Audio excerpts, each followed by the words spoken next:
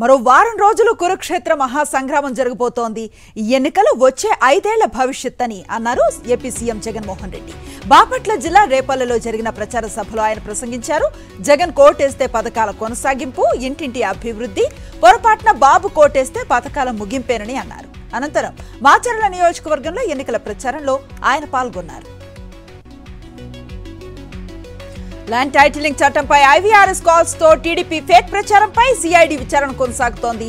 Chandrababu A1, Nara Lokesh A2గా ఎఫ్ఐఆర్ను నమోదు చేసిన CID అధికారులు నేడు విచారణకు రావాలని ఆదేశించారు. ఈసీ ఆదేశాల మేరకు చంద్రబాబు, లోకేష్ తో పాటు 10 మందిపై కేసు నమోదు చేశారు.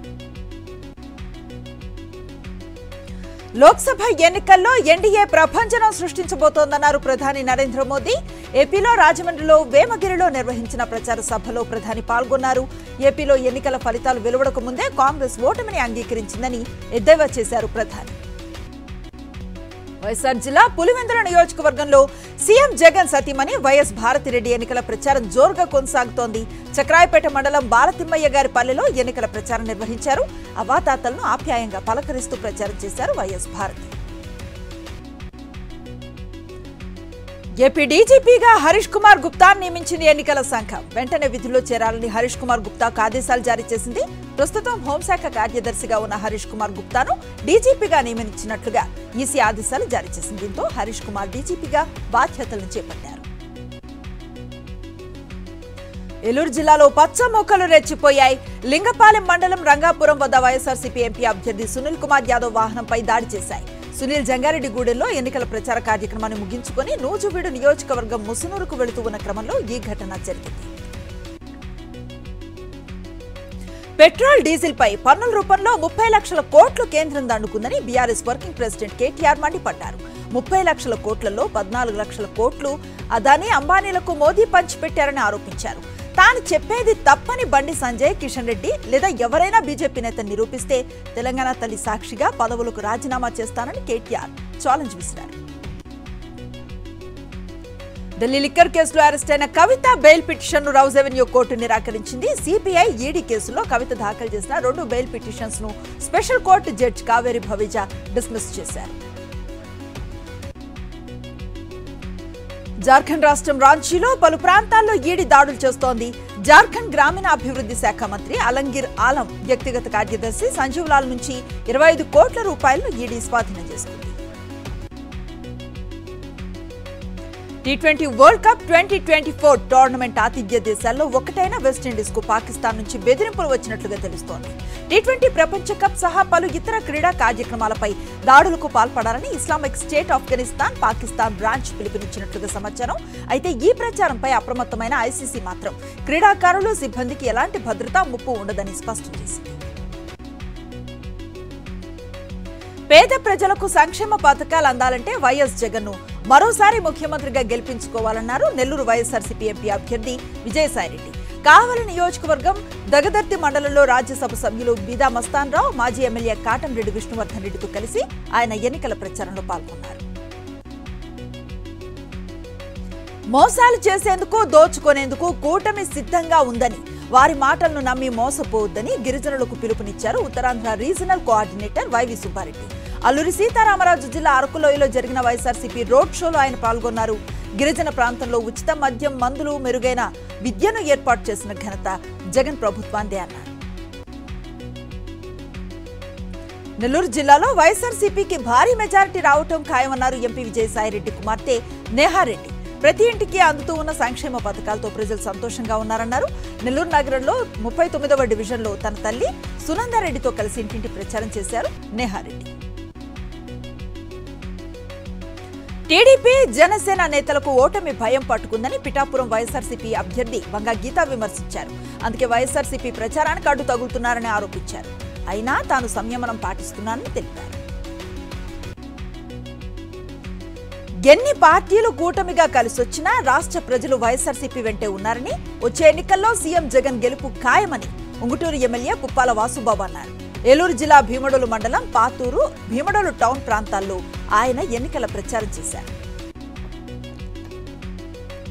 సీఎం జగన్ నాయకత్వంలో తిరుపతి నగరం రాష్ట్రానికి ఆదర్శంగా నిలిచిందన్నారు టీటీడీ చైర్మన్ భూమన కరుణాకర్ రెడ్డి. తిరుపతిలో జరిగిన బ్రాహ్మణ, వైశ్య, క్షత్రియ, రాజస్థానీ ఆత్మీయ సమ్మేళనంలో ఎంపీ గురుమూర్తితో కలిసి ఆయన పాల్గొన్నారు. తిరుపతి మరింత అభివృద్ధి చెందాలంటే వైఎస్ఆర్సీపీని మరోసారి గెలిపించుకోవాలని పిలుపునిచ్చారు. సినిమాల్లో నటించే బాలకృష్ణను హిందూపురం ప్రజలు ఈసారి పూర్తిగా సినిమాలకే పరిమితం చేసే తీర్పిస్తానన్నారు ఆ నియోజకవర్గ వైఎస్ఆర్సీపీ ఎమ్మెల్యే అభ్యర్థిని కురుబ దీపిక. గత 2 ఎన్నికల్లో హిందూపురం ప్రజల ఓట్లతో గెలిచిన బాలకృష్ణ ఎప్పుడూ నియోజకవర్గ ప్రజలకు అందుబాటులో లేకుండా పోయారని విమర్శించారు. డబ్బు సంచులతో దిగిన సుజనా చౌదరికి బెజవాడ బార్డర్లు కూడా తెలియవని విమర్శించారు విజయవాడ వెస్ట్ నియోజకవర్గ వైఎస్ఆర్సీపీ అభ్యర్థి షేక్ ఆసిఫా. మతాల మధ్య చిచ్చు పెట్టి పబ్బం గడుపుకోవాలని సుజనా చూస్తున్నారన్నారు. లోకల్, నాన్ లోకల్ మధ్య ఈ యుద్ధం జరుగుతోందన్నారు.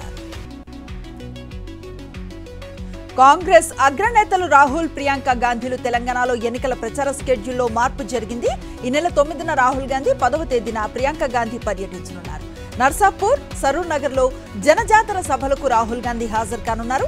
కామారెడ్డి, తాండూరుతో పాటు పలు ప్రాంతాల్లో ప్రియాంక గాంధీ పర్యటించనున్నారు. మంత్రి పొన్నం ప్రభాకర్ గొప్ప మనసును చాటుకున్నారు.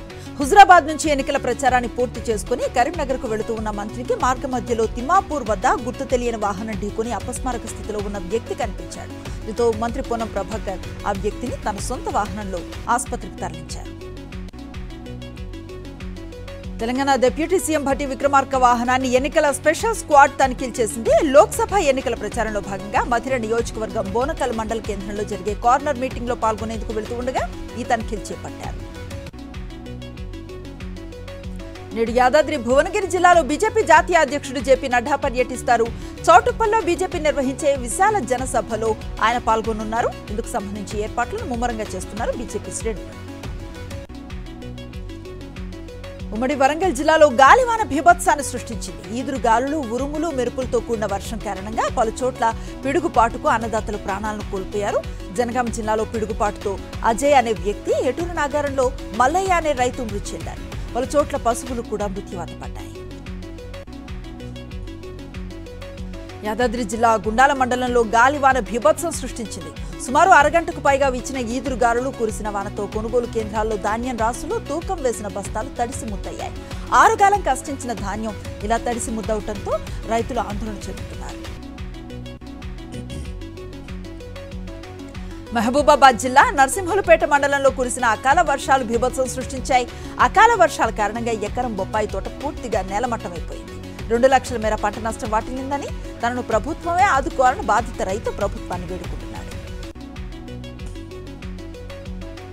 కొమరం భీం ఆసిఫాబాద్ జిల్లాలో నిర్వహించిన నీట్ పరీక్ష గందరగోళంగా మారింది. దేశవ్యాప్తంగా జరిగిన నీట్ పరీక్షల్లో ప్రశ్నలు ఒకలా ఉంటే ఆసిఫాబాద్ లో సెంటర్లో ఇచ్చిన పేపర్లో ప్రశ్నలు వేరేలా ఉన్నాయని విద్యార్థులు ఆరోపిస్తున్నారు. అధికారులు వెంటనే స్పందించి విద్యార్థులకు న్యాయం చేయాలని తల్లిదండ్రులు కోరుతున్నారు. కల్వకుర్తి ఎమ్మెల్యే కసిరెడ్డి నారాయణ రెడ్డి కారు ఢీకొని ఒకరు మృతి చెందగా మరొకరి పరిస్థితి విషమంగా ఉంది. తలకొండపల్లి మండల పరిధిలో వెల్జాల్ గ్రామ శివార్లో బైక్ మీద వెళుతూ ఉన్న బైక్ ను ఢీకొట్టింది. దీంతో బైక్ మీదున్న ఒకరు అక్కడికక్కడే ప్రాణాలను కోల్పోగా తీవ్రంగా గాయపడ్డ మరొకరిని ఆసుపత్రికి తరలించారు. కారులో ప్రయాణిస్తున్న ఎమ్మెల్యే కసిరెడ్డికి కూడా గాయాలయ్యాయి. ఫోన్ ట్యాపింగ్ కేసులో దర్యాప్తు ముమ్మరంగా సాగుతోందని హైదరాబాద్ సిపి శ్రీనివాసరెడ్డి తెలిపారు. ఆధారాలు దొరకకుండా నిందితులు చేసిన ప్రయత్నాలను నిర్వీర్యం చేశామన్నారు. కీలక నిందితుల అరెస్టుకు రెడ్ కార్నర్ నోటీసులకు ప్రయత్నిస్తున్నామన్నారు. దేశవ్యాప్తంగా ఇన్వెస్ట్మెంట్ ఫ్రాడ్ కు పాల్పడుతున్న 3 గ్యాంగులను హైదరాబాద్ పోలీసులు అరెస్ట్ చేశారు. మొదటి ముఠాపై దేశవ్యాప్తంగా 500కు పైగా కేసులున్నాయని హైదరాబాద్ సిపి కొత్తకోట శ్రీనివాసరెడ్డి వెల్లడించారు. దుబాయ్కు చెందిన బెర్లిన్, మన దేశానికి చెందిన బురారాం రామచంద్ర ఫేక్ అకౌంట్లతో ప్రజలను మోసగిస్తున్నారని తెలిపారు. ఉత్తరప్రదేశ్ సాహిబాబాద్ సైట్ 4 ఇండస్ట్రియల్ ఏరియాలో ఓ ఫ్యాక్టరీలో భారీ అగ్ని ప్రమాదం జరిగింది. 18 అగ్నిమాపక యంత్రాలు సంఘటనా స్థలానికి చేరుకుని మంటలను ఆర్పాయి. అగ్ని ప్రమాదానికి కారణాలపై అధికారులు ఆరా తీస్తున్నారు. తమిళనాడు 12వ తరగతి బోర్డు ఎగ్జామ్స్ లో 94.56% మంది విద్యార్థులు ఉత్తీర్ణతను సాధించి రికార్డును సృష్టించారు. 97.42%తో తిరుప్పూర్ జిల్లా ఫస్ట్ ప్లేస్ లో నిలిచింది. రాష్ట్రంలో ఉన్న 7,532 పాఠశాలల్లో 2,478 పాఠశాలలు 100% ఉత్తీర్ణతను సాధించాయి. తిరుచిరాపల్లిలో శ్రీరంగంలో చితిరై రథోత్సవం కన్నుల పండుగగా సాగింది. ఈ వేడుకల్లో వేలాది మంది భక్తులు ప్రత్యేక పూజలు చేసి నమోరుమ్మాల్ స్వామిని కొలిచారు. ఐపీఎల్లో ఇవాళ మరో భారీ మ్యాచ్ జరగనుంది. స్టార్స్ తో నిండిన Mumbai Indians, sunrisers Hyderabad జట్లు అమ్మి తేల్చుకోనున్నాయి. ముంబై హోమ్ గ్రౌండ్ అయిన వాంఖడేలో ఈ రాత్రి 7:30 గంటలకు మ్యాచ్ జరగనుంది. అంతర్జాతీయ మార్కెట్ల నుంచి వచ్చిన సానుకూల సంకేతాలతో మార్కెట్ సూచీలు ఫ్లాట్ గా ముగిశాయి. సెన్సెక్స్ 17.39 పాయింట్స్ లాభంతో 73,895 దగ్గర ముగిసింది. నిఫ్టీ 33.15 పాయింట్ల నష్టపోయి 22,442 దగ్గర ముగిసింది. కొద్ది రోజులుగా తగ్గుతూ వస్తూ ఉన్న బంగారం, వెండి ధరలు మళ్లీ పెరిగాయి. 22 క్యారెట్ల 10 గ్రాముల బంగారం ధర $200 పెరిగి 66,050 రూపాయలకు చేరుకుంది. 24 క్యారెట్ల 10 గ్రాముల బంగారం ధర $220 పెరిగి 72,050 రూపాయలకు చేరింది. బంగారంతో పోటీగా వెండి ఈ రోజు $1,000 పెరిగింది. హైదరాబాద్ లో కిలో వెండి 87,500 రూపాయలుగా ఉంది. ఎండలతో ఉక్కిరి బిక్కిరవుతున్న జనాలకు వాతావరణ శాఖ చల్లటి కబురు చెప్పింది. రాష్ట్ర వ్యాప్తంగా ఇవాళ్టి నుంచి 5 రోజుల పాటు వివిధ ప్రాంతాల్లో తేలికపాటి నుంచి మోస్తరు వర్షాలు కురిసే అవకాశం ఉందని వాతావరణ కేంద్రం తెలిపింది. ఉరుములు, మెరుపులు, ఈదురుగాలులతో కూడిన వర్షాలు కురుస్తాయని చెప్పింది. మరోవైపు పలు ప్రాంతాల్లో వడగాలులు కొనసాగే అవకాశాలున్నాయని హెచ్చరించింది. మా నమ్మకం నువ్వే జగన్, మా నమ్మకం నువ్వే జగన్, మా నమ్మకం నువ్వే జగన్, నమ్మకం నువ్వే జగన్, నమ్మకం నిన్నే జగన్.